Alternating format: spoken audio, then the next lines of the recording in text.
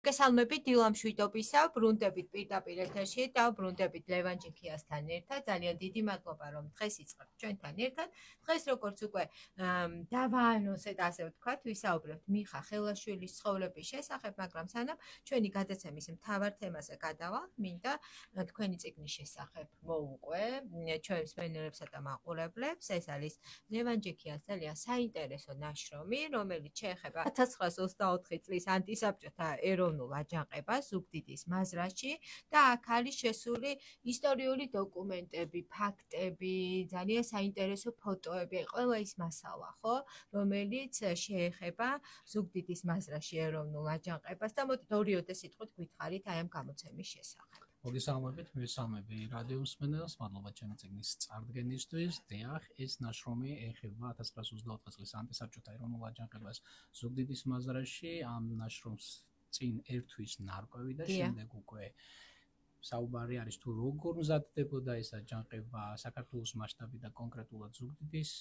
მასშტაბით, ზუგდიდის მაზრაში, შემდეგ როგორ განვითარდა მოვლენები, აჯანყების მსვლელობა და აჯანყების დამარცხების შემდეგ რა მასშტაბის რეპრესიები დაატყდა თავს ქართველ ერს კონკრეტულად ამ მაზრაში და იმისთვის რომ მკითხველმა კარგად აღიქვას ეს პროცესები, ჩვენ დავურთეთ მას არქივო დოკუმენტები და აქ შეიძლება მკითხველმა ნახოს ანკეტები იმ ადამიანების შესახებ, რომლებიც ამ პროცესში იყვნენ ჩართულები. ჩვენ ვიცით, რომ ათწლეულების განმავლობაში ამ ადამიანების შესახებ არავინ არაფერი არ იცოდა, მათი სახელები მიჩქმალული იყო და საინტერესო იქნება მათი შთამომავლებისთვის, ასევე დაინტერესებული პირებისთვის ის მცირედი ინფორმაცია მაინც მიიღონ ამ პირების შესახებ და ეს ანკეტები, რა თქმა უნდა, შედგენილი იყო საბჭოთა ხელისუფლების მიერ და ინახებოდა საქართველოს სხვადასხვა არქივში. და ბევრი ისეთი ადამიანის სახელსა და გვარს ამოვიკითხავთ, რომელთა შესახებ არ ვიცოდით, რომ ჩართული იყვნენ ამ პროცესებში და ძალიან საინტერესო საკითხებია, დარწმუნებული ვარ, გათვლილია ყველა იმ ადამიანისათვის, ვისაც ეს ფაქტი აინტერესებს და არა მხოლოდ პროფესიული წრეებისათვის. დიახ, დიდი მადლობა. შევეცადეთ, რომ ეს ასე ყოფილიყო და დანარჩენი ეს მკითხველმა უნდა განსაჯოს. ასე რომ გირჩევთ გაეცნოთ ამ წიგნს 1924 წლის ანტისაბჭოთა ეროვნული აჯანყება ზუგდიდის მაზრაში ილუსტრირებული ძალიან საინტერესო ნაშრომი და რაც მთავარია შინაარსიც არის ძალიან საინტერესო და მნიშვნელოვანი. მოდით დაუბრუნდეთ ჩვენი გადაცემის მთავარ თემას. დღეს ჩვენ ვისაუბრებთ მიხა ხელაშვილის შესახებ და მოდით კიდევ ერთხელ შევახსენოთ ჩვენ მსმენელებს თუ რატომ არის მისი ისტორია ასეთი მნიშვნელოვანი და ასეთი ემოციური დღე. აი მიხა ხელაშვილის პიროვნებაც კავშირში არის ამ მოვლენებთან. ჩვენ ვიცით, რომ ის ანტისაბჭოთა ეროვნულ მოძრაობაში აქტიურად იყო ჩაბმული, ასევე ის მონაწილეობდა 1924 წლის ანტისაბჭოთა ეროვნულ აჯანყებაში. მიხა ხელაშვილის სახელი, ისევე როგორც ბევრი ქართველის სახელი სამწუხაროდ დავიწყებული იყო ათწლეულების განმავლობაში და მისი შემოქმედების შესახებ არავინ არაფერი არ იცოდა, მაგალითად მისი ლექსებიც ჩვენ ვიცით, რომ მისი შემოქმედებითი მოღვაწეობა დაახლოებით 8 წელიწადს გაგრძელდა, მაგრამ მან დაახლოებით 260-ზე მეტი ლექსი შექმნა. სამწუხაროდ მისი ლექსების გარკვეული ნაწილი დაკარგული არის, არსებობს ინფორმაცია, რომ ერთმა ადამიანმა, რომელსაც ჰქონდა მიხა ხელაშვილის ლექსების 2 რვეული 1937 წელს რეპრესიების შიშით გაანადგურა, ასე რომ სამწუხაროდ ლექსების გარკვეული ნაწილი დაიკარგა, ნაწილი კი ხალხში ვრცელდებოდა როგორც ხალხური და მათ შორის სასკოლო სახელმძღვანელოებში შეტანილი იყო. როგორც ხალხური. დიახ, ბინდისფერია, სოფელი, ლექსო, ამუქთქონდა, ოხერო და ასე შემდეგ, ყველას გვეგონა რომ იყო ხალხური და მას ავტორი არ ყავდათ, თუმცა აღმოჩნდა რომ მათი ავტორი იყო მიხა ხელაშვილი, რომელმაც სულ რაღაც 25 წელი იცოცხლა ამ ქვეყანაზე, მაგრამ მან შეძლო თავისი კვალი დაეტოვებინა ერთის მხრივ როგორც ანტისაბჭოთა ეროვნულ მოძრაობაში ჩაბმულმა პიროვნებამ, ამ ხრივაც მან თავისი სათქმელი თქვა და მეორეს მხრივ მან როგორც პოეტმა ასევე თავისი სახელი დატოვა. შეუძლებელია ადამიანმა, რომელმაც იცის საქართველოს ეროვნული მოძრაობის ისტორია, დღეს უკვე არ იცოდეს მიხა ხელაშვილის სახელი და პირიქით ადამიანმა, რომელმაც კარგად იცის ქართული პოეზია, არ შეიძლება არ იცოდეს ასევე პოეტ მიხა ხელაშვილის სახელი და შესაბამისად ის ამ ხრივაც გამორჩეული იყო, მიუხედავად თავისი ხანმოკლე სიცოცხლისა. და ის წიგნები, გამოცემები, რომელსაც ხალხური ეწერა, ხო? აი ეს ლექსები, რომელიც ეკუთვნოდა მიხა ხელაშვილს, ეკუთვნოდა რეალურად ახალგაზრდა გმირს, რომელმაც სულ 25 წელი იცხოვრა და შექმნა დატოვა ამხელა კვალი. მოდით მოვყვეთ მისი თუმცა მის პოეზიაშიც აისახება, ხო, მისი მებრძოლისული, მისი დამოკიდებულება სამშობლოსადმი, ადამიანებისადმი, ის სიყვარული, რომელსაც ის ატარებდა და როგორი იყო მიხა ხელაშვილის როლი ეროვნულ მოძრაობაში და რა წვლილი შეიტანა მან საქართველოს ისტორიაში. ახლა უთხრათ რადიო მსმენელს, რომ ის 1900 წლის 25 იანვარს ახატში დაიბადა, პატარაობიდანვე ის იქ ერთ-ერთ სასულიერო პირთან დადიოდა, რათა შეესწავლა საღვთისმეტყველო წიგნები, გაცნობოდა მას და სწორედ ამ სასულიერო პირმა შეამჩნია, რომ ის ნაადრევად გონება გახსნილი იყო და თორე ურჩია მამამისს, რომ ეს ბავშვი ქალაქში წაიყვანა განათლების მისაღებად და მართლაც მამამისმა თეიმურაზმა ხარები გაყიდაო და მცხეთის სასულიერო სასწავლებელში შეიყვანეს 1911 წელს მიხა, ის 1916 წლამდე სწავლობდა იქ, შემდეგ ის უკვე გაამწესეს 1916 წელს ბარისახოში, იქ იყო მედავითნე და დიაკვნობასაც ითავსებდა, მოგვიანებით ის ჩარგალში გადადის და იქ არის უკვე დიაკვანი, სხვათა შორის იქ სასულიერო პირი იყო მისი სიძე დის ქმარი. აქ გაიცნო მან ლევან რაზიკაშვილი, ვაჟა-ფშაველას შვილი, რომელიც იყო შავის რაიონული მილიციის უფროსი და მასზე ჩვენ გვისაუბრია თქვენს გადაცემებში და მიუხედავად იმისა, რომ ის სასულიერო პირი იყო, თურმე იერარქს თან ატარებდა როგორც მთიელი, მაგრამ ერთხელ მოვიდა კონფლიქტი ერთ-ერთ კომისართან, რომელმაც მას წაართვა მაუზერი და დაპატიმრებაც დაუპირა და აი ამ დროს ლევან რაზიკაშვილმა ურჩია მას, რომ გასვლოდა იმ ტერიტორიას დროებით და სწორედ ამ პერიოდიდან იწყება მისი ანტისაბჭოთა საქმიანობა, ის ტყეში გადის, ტყე იმალება, ღამე კი მიდის ნაცნობების ოჯახებში და მათ მოუწოდებს ანტისაბჭოთა საქმიანობისკენ და თქვენიც 1922 წლის ზაფხულში იწყება ფშავ-ხევსურეთში ქაქუცა ჩოლოყაშვილის აჯანყება, მან არაერთხელ დაამარცხა საბჭოთა ხელისუფლების რაზმები და სწორედ ქაქუცა ჩოლოყაშვილის რაზმს უერთდება მიხა ხელაშვილი და ხდება შეფიცულთა რაზმის წევრი. და აი ამ პერიოდიდან მასზე უკვე ლეგენდები დადის ხალხში, ის ხდება ლეგენდა, სიცოცხლეშივე. სიცოცხლეშივე ლეგენდები დადის და საუბრობენ იმაზე, თუ ერთმა ადამიანმა როგორ განაიარაღა 60 მებრძოლი, 60 რაზმელი და სხვათა შორის გარდა ხალხური თქმისა, თავის ლექსშიც საუბრობს ამაზე და ერთი მილიციელიც აღწერს ამ ეპიზოდს, რომელსაც თურმე ძალიან უნდოდა მიხას მკვლელობა და ამით სახელი გაეთქვა, მაგრამ ეს ვერ მოახერხა და მიხამ როგორ შეძლო ამ 60 მებრძოლის განიარაღება. მოკლა მათი მეთაური და ტყეში მარტო იმყოფებოდა, გარბოდა იქით-აქით, იარაღს ისროდა და თანხმამაღლა იძახდა, აქეთ გარბიან, არ გაუშვათ, გზა მოუჭერითო და ამ მილიციელებსაც ეგონათ თურმე რომ ბევრ ადამიანთან ჰქონდათ საქმე და შესაბამისად დანებდნენ და ასე განაიარაღა მან ეს 60 მებრძოლი და ამაზე სხვათა შორის თვითონაც საუბრობს ეს თავის ლექსში. ხელაშვილი ვარ, მიხაი კომუნისტების მტერია, საცა კომუნის შავხდები, უნდა გამოუჭრა ყელია, შავარდი მაღაროსკართა, როგორც მშიერა მგელია, 60 დამხვდა ყაზახი, 60 კავალერია, 60 თოფება ვყარე, მაუკავ კამისარია. საბჭოთა ხელისუფლება ცდილობს, რომ როგორმე დააპატიმროს მიხა ხელაშვილი და ერთ-ერთი დოკუმენტი არსებობს, სადაც ისინი ავალებენ თავიანთ აგენტს, რომ ბანდიტები, როგორც წესი მოხსენებულნი არიან საბჭოთა ხელისუფლების წინააღმდეგ მებრძოლები დააპატიმრონ და მათ შორის დასახელებული არის ალექსანდრე სულხანიშვილი, ცნობილი შეფიცული, რომელიც მე ემიგრაციაში იმყოფებოდა და რომელიც საქართველოს სახელმწიფოებრივი დამოუკიდებლობის აღდგენის შემდეგ დაბრუნდა საქართველოში და ჩამოიტანა ქაქუცა ჩოლოყაშვილის ნაკონი დროშა და იცით თქვენ ზვიად გამსახურდიაც კი შეხვდა და საქართველოში დაბრუნების შემდეგ რამდენიმე დღის მოგვიანებით ის გარდაიცვალა და აქ მიხა ხელაშვილიც არის დასახელებული ამ ბანდიტებში და აგენტი ამბობს, რომ ცუდი ამინდები დაიჭირა და დათვები როგორც ჩანს ბუნაგიდან არ გამოდიანო და ესე ვერ შეძლეს მათი ხელში ჩაგდება, თუმცა საბჭოთა ხელისუფლებამ შური იძია დედამისზე. დედამისი თამარი უფრო მეტ დროს ატარებდა თავის ქალიშვილის სალომეს სახლში და იმ სალომეს სახლთან სიახლოვეს ჩასაფრებული იყვნენ მუდმივად მილიციელები, რომლებსაც ჰქონდათ ბრძანება, რომ თუ მიხა გამოჩნდებოდა, აუცილებლად ესროლა და ერთ სისხლამდელი თამარი ეზოდან სახედართან ერთად გავიდა. ნუ როგორც ამბობენ, ქსოვილები უნდა მეზობლებთან გადაემალა, რადგანაც ამ სალომეს ოჯახს მუდმივად აწიოებდნენ მიხას გამო. და აი ამ დროს მან შენიშნა ჩასაფრებული მილიციელები და გზიდან გადაუხვიაო, თუმცა მას ცეცხლი გაუხსნეს და ადგილზე მოკლეს. სხვათა შორის ხალხში ამბობდნენ, რომ ჯერ აწამესო, შვილის ადგილსამყოფელის თქმას აიძულებნენო და ამის შემდეგ მოკლეს და მერე გაძარცვესო. ერთ-ერთი მილიციელიც, რომელიც იქ იმყოფებოდა, მოგვიანებით ამბობდა, რომ 7-ნი ვიყავითო ჩასაფრებულები და ბრძანება ჰქონდაო, მიხა როგორც კი გამოჩნდებოდა, გვესროლაო და ლანდი დავინახეთო და ვიფიქრეთ არ გაგვექცესო და ამ დროს გავხსენითო ცეცხლი და ადგილზე რომ მივედითო, უკვე მკვდარი დედაბერი დახვდაო მიხას დედა და ასე იძიეს მასზე. შური მიხას ძალიან უყვარდა დედამისი, არაერთი ლექსი აქვს მიწყნელი მის მიმართ და სხვათა შორის მან შეუთვალა სოფლის თავკაცს, რომ დედამისი დაეკრძალათ ეკლესიის გალავნის შიგნით და მას ეს თხოვნა შეუსრულეს და მართლაც იქ დაკრძალეს დედამისი და სხვა შორის დედის გასვენებაში მისულა, მაგრამ სროლა ვერ გაუბედეს იმის გამო, რომ ტანზე თურმე ასაფეთქებლები ჰქონია. და შემდეგ ისევ დღეს შეაფარა თავი და სხვათა შორის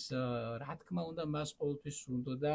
თავის ოჯახთან ყოფნა, შვილის ნახვა, მაგრამ ამას ხშირად ვერ ახერხებდა გასაგები მიზეზების გამო და ერთხელ შეუთვლია თავისი ცოლისთვის, რომ იქნებ აი ნახტავებში დასვა ბავშვი, რომ შორიდან მაინც დავინახო და დურბინით თურმე დიდხანს აკვირდებოდა თავის შვილს. ბატონო ლევან, რამდენად მნიშვნელოვანი იყო მიხა ხელაშვილისნაირი, ქაქუცა ჩოლოყაშვილისნაირი ადამიანების არსება? ხო არ ჩამოთვლი, იმიტომ რომ ეს სია საკმაოდ დიდია. რამდენად მნიშვნელოვანი იყო აი ეროვნული მოძრაობისთვის, იმ სულისკვეთებისთვის, რომელიც არსებობდა იმ პერიოდში, იმ მუხტის გაღვივებისთვის, რომ ბრძოლა გაგრძელებულიყო უსამართლობის წინააღმდეგ. ჩვენ ვიცით, რომ საქართველოს ეროვნული მოძრაობა ორი მიმართულებით იყო გაშლილი, ეს იყო ბრძოლა ქვეყნის შიგნით და ეს იყო ბრძოლა ქვეყნის გარეთ. საქართველოს ემიგრანტული მთავრობა თუ კი იბრძოდა სხვა საერთაშორისო კონფერენციებზე საქართველოს საკითხს აყენებდა დღის წესრიგში და ცდილობდა, რომ დიდი სახელმწიფოების მხარდაჭერა მოიპოვებინა, უპირველეს ყოვლისა განპირობებული იყო იმით და ამას ძალას აძლევდა სწორედ ის, რომ ქვეყნის შიგნით მუდმივად 1921 წლიდანვე მიმდინარეობდა ეს მოძრაობა და საქართველოში იყვნენ ადამიანები, რომლებიც ემიგრაციაში არ გაემგზავრნენ და მათ შორის მიხა ხელაშვილიც უნდა დავასახელოთ, რომლებიც არ ტოვებენ საქართველოს და ცდილობენ აქ იბრძოლონ სისხლის უკანასკნელ წვეთამდე, როგორც ეს მიხა ხელაშვილმა გააკეთა, ასე რომ იმ ეროვნულ მოძრაობას, რომელიც ემიგრაციიდან წარმოებდა, აძლიერებდა და ზოგს უმაგრებდა სწორედ ის ეროვნული მოძრაობა, რომელიც საქართველოში მიმდინარეობდა და სწორედ მიხა ხელაშვილისნაირი ადამიანების ხელით კეთდებოდა ეს საკმაოდ დიდი საქმე. თქვენ ახსენეთ მისი ლექსები და აგრეთვე წაიკითხეთ, ხო, ამონარიდი, სადაც ისყვება თავისი ცხოვრების ერთ-ერთ მნიშვნელოვან ფაქტს. მის ლექსებში ასევე არის აღწერილი, როგორც თქვენ აღნიშნეთ, სანამ ჩვენი გადაცემა დაიწყებოდა, მისი სიკვდილი გარკვეულწილად, ხო, მისი ტრაგიკული ცხოვრების დასასრული, უბრალოდ ცხოვრების ტრაგიკული დასასრული. ესეც წინასწარმეტყველა მან თავის ლექსებში, მანამდე უთხრათ რადიო მსმენელს თუ როგორ დადგა ეს სამწუხარო ფაქტი. 1924 წლის ანტისაბჭოთა ეროვნული აჯანყება დამარცხდა, ბევრმა მებრძოლმა დატოვა საქართველოს და ემიგრაციაში გაემგზავრა, მათ შორის ემიგრაციაში წავიდა, ვიცით, ჩვენ ქაქუცა ჩოლოყაშვილი და შეთავაზება ქონია მიხა ხელაშვილსაც, თუმცა მან საქართველოს არ დატოვა და ის თავის მეგობართან ლევან ხავაზურთან ერთად ტყის აფარებდა თავს. დადგა 1925 წლის იანვარი და მან მოინდომა თავისი ახლობლების ნახვა და ლევან ხავაზურთან ერთად ნახა მან თავისი ახლობლები და ლევანი ურჩევდა მას, რომ წასულიყვნენ ახმიტის მთებში, თორემ მერე უკვე დიდთოვლობისას მთების გადავლას ვერ მოახერხებდნენ, თუმცა მიხა მას უთხრა, რომ რამდენიმე დღე დარჩებოდა მაინც სახლში და ლევანი მარტო წავიდა და მერე მთელი ცხოვრება თურმე ნანობდა ამას, რომ არ უნდა დამეტოვებინაო ის ჩარკალში, თორემ დღესაც ცოცხალი იქნებოდაო. მიხა იმყოფებოდა თავისი მეგობრის სახლში 25 იანვარი გათენდა მისი დაბადების დღე, 25 წლის გახდა ამ დღეს, ლუკა მარცვალაშვილთან, შემდეგ კიდევ ერთი მეგობარი ლევან გარსევანიშვილი შეუერთდა მათ და თურმე ლუკამ წვერი გაპარსა მიხას და ამ წვერის გაპარსვის დროს მიხას უხუმრია მისთვის, რომ ვიცი, რომ ჩემი მოკლისთვის ძალიან დიდი ჯილდო არის დაწესებული და რაღაც სხვა მაიყოს ეს ჯილდო შენ კონდესო და ლუკას უთქვამს, რომ რას ამბობ მეც მასავით მიყარხარო, შენი მეგობარი ვარო და მიხას უთქვამს, რომ არა გეხუმრეო. და როგორც თქვით, კიდევ ერთი ადამიანი შემოერთდა მას, დაიწყეს კეიფი და თურმე აძალებდნენ მიხას ღვინოს. შემდეგში უკვე მიხამ თქვა, რომ დილით ადრე უნდა აუდგე ახმეტაში უნდა წავიდეო და ამიტომ საბძელში წავიდა და იქ დაიძინა. ხოლო ეს მეგობრები კი გადავიდნენ მეზობლებთან, ლევანი და ლუკა, იქ გააგრძელეს კეიფი, ამით უნდათ გარკვეული ალების შექმნა. და შუაღამისას დაბრუნდნენ და საბძელში მიაკითხეს მიხას, რომელსაც გემრიელად ეძინა, მათ თურმე წინასწარ ჰქონიათ წილი ნაყარი და ლუკას უნდა მოეკლა. მიხა, თუმცა როდესაც თოფი დაუმიზნა, ხელი აუკანკალდაო და ლევანმა გამოართვა მას თოფი და დაახალაო და ასე მოკლაო. მათ ყავდათ კიდევ ერთი თანამზრახველი, ის იყო ვახტანგ რაზიკაშვილი, რომელთანაც გაიქცა ლევანი, უთხრა უკვე მომხდარის შესახებ, რომელმაც თავის მხრივ მოიყვანა მილიციელები და მილიციელებმა უკვე თოფების სროლა ატეხეს, რომ ამით უნდათ სოფლისთვის ეთქვათ, რომ სროლის დროს შემოაკვდათ მათ მიხა და სხვათა შორის მიხას ცოლი ამ ამბავზე იგონებს, რომ თოფის ხმა გავიგონეო და რაღაც გულმა რეჩხი მიყო და მინდოდაო წავსულიყავე იმ მიმართულებით, საიდანაც ეს ხმა გავიგეო, თუმცა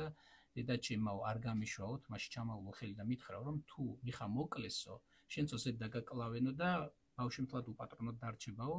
და კარი დამიკეტაო ურდულითო და ბავშვმა სტერილი დაიწყო ამ დროს და მოგვიანებით უკვე დაიწყო თოფების ბათქა ბუთქი და მოგვიანებით ასევე მათ სახლშიც მოვიდნენ მილიციელები, სახლი გაჩხრიკეს, კონდახი ჩაარტყეს თურმე მიხას ცოლს, ბავშვი ამ დროს 2 წლის იქნებოდა ალბათ თამარი, რომელიც დედის დასახმარებლად წავიდა, თუმცა მასაც ციხლით ჩაარტყეს და გადააგდეს. და მარხში ჩააბეს უკვე მოკლული მიხას ცხედარი, ის დააგდეს თუშეთის მილიციის შენობასთან, ყარაული დაუყენეს და რამდენიმე დღის განმავლობაში ასე იყო, რათა ყველას ენახა თუ რა მოელოდა საბჭოთა ხელისუფლების წინააღმდეგ მებრძოლ ადამიანს, მისი გვამი ცხედარი ასე იხრწნებოდა და გარკვეული პერიოდის შემდეგ თურმე ცხედარი თხრილში გადააგდეს, მიწა არ მიუყრიათ და აი ამ დროს მისმა დამ სალომე მილიციელ ტუჩა ქეთელაურთან ერთად, რომელიც იყო ადრე მიხას მეგობარი, მოიპარეს მისი სხეულის დარჩენილი ნაწილები, ხურჯინში ჩაალაგა თურმე დამ და ჩუმად დამარხა დედის საფლავთან, თავთან. და სხვათა შორის თქვენ რაც ახსენეთ, თავის ლექსებში აქვს ამაზე საუბარი და მოდი მე ამასაც წავუკითხავ ჩვენს რადიო მსმენელს. თავს დამსტრიალებს ყორანი, მუდამ დამყვება მხრითაო, რას დამყებ შაო ყორანო, გრძნეულო სიკვდილისაო, შავის ტანსასვლით მოსილო, მოტრფიალეო მკვდრისაო, იქნებ მემდური ყორანო, თავს რო არა მაქვს ცდისაო, ვეღარ გაჭმიე ოხერო სისხორცი, ჩემი მტრისაო. ხოლო მისი აი ამ მკვლელობის შემდეგ რაც განვითარდა მოვლენები, ესეც ნაწინასწარმეტყველი აქვს და ამბობს, ყველაზე მეტად ისმეძებს, ვინც არის თავისიანი, მე მომკლავს, ძმისა მამკლავს მიუვა სახელიანი. აი ისიც რომ საფლავი არ აღირსა, ამაზეც აქვს ნათქვამი. არც მიწა თავის სამშობლოს მკვდარს გულზე დასაყარია, მარტო ყორნები მომივლენ ტანზე ემოსოს შავია, სვავებიც მოფრინდები ამ ხრებ მაიყოლოს ქარია. ნუ საინტერესო არის როგორ განვითარდა მოვლენები შემდეგში და რა ბედი ეწია მის მკვლელებს. ლევანი, რომელმაც უშუალოდ ტყვია დაახალა მას, თურმე მას შეეყარა რაღაცა სენი და ცოცხალპებოდაო და მისი ოჯახის წევრები თურმე მკითხავთან მივიდნენ, რომელმაც მათ უთხრა, რომ მიხა სულით ხოვლობს ერთ საკურთხს და სამთასო მის სახელზეო და ეს შეასრულეს და ამის მერე ეს ლევანი გარდაიცვალა, ხოლო მეორე ადამიანს რაც შეეხება ლუკას, აი მეორე მსოფლიო ომის დროს თურმე ბევრი ადამიანი თავს არიდებდა მობილიზაციას და გოგია ჭიჭაშვილი ყოფილა ესეთი ადამიანი, რომელიც ტყეში იმალებოდა და რომელსაც საბჭოთა ხელისუფლება ეძებდა და ლუკას თავის თავზე აუღია, რომ მე მოვკლავ ამ ადამიანსო. თუმცა გოგია ჭიჭაშვილს როგორც ჩანს ჰქონდა ინფორმაცია ამის შესახებ და თვითონ დაასწრო, თავზე დაადგა ერთხელ და უთხრა, შენ ხარ მიხა ხელაშვილის მკვლელი და ეხლა ჩემს მოსაკლავად მოხვედიო. ლუკამო ხელი დაავლო იმ თოფს, რომელიც სხვათა შორის მიხას მკვლობის გამო თურმე საბჭოთა ხელისუფლება მაჩუკა, მაგრამ დაასწრო ამ გოგიამ და მოკლა და ასე დაასრულა სიცოცხლე ცოლშვილი, არც მას ყოლია და არც ლევანს. რაც შეეხება მესამე ადამიანს, რომელიც ამ მკვლელობაში იყო გარეული ვახტანგ რაზიკაშვილს, ის იყო მიხას მეგობარი, მისი ბავშვის თამარის ნათლია. როგორც ჩანს, მას რაღაცა შეცდომები ადრეც ჰქონდა მიხასთან მიმართებაში დაშვებული, რადგან მიხა თავის ლექსებში ამბობს ვახტანგის მისამართით, რომ შენ მირონის ქოთანი გატეხეო, თუმცა მოგვიანებით მან მიხას ცოლი შეირთო ცოლად და მისგან ვაჟიშვილიც შეეძინა. და სხვათა შორის ამირან არაბულისგან, რომელიც ფოლკლორისტი გახლავთ, მისგან პირველად მოვისმინე ის ლექსი, რომელიც თურმე ხალხმა მიუძღვნა ვახტანგ რაზიკაშვილს. ვახტანგო რაზიკაშვილო, გაგთეთრებია ქოჩორი, ჟინვალის ქვემოთ კაცი ხარ, ჟინვალის ზემოთ ჩოჩორი.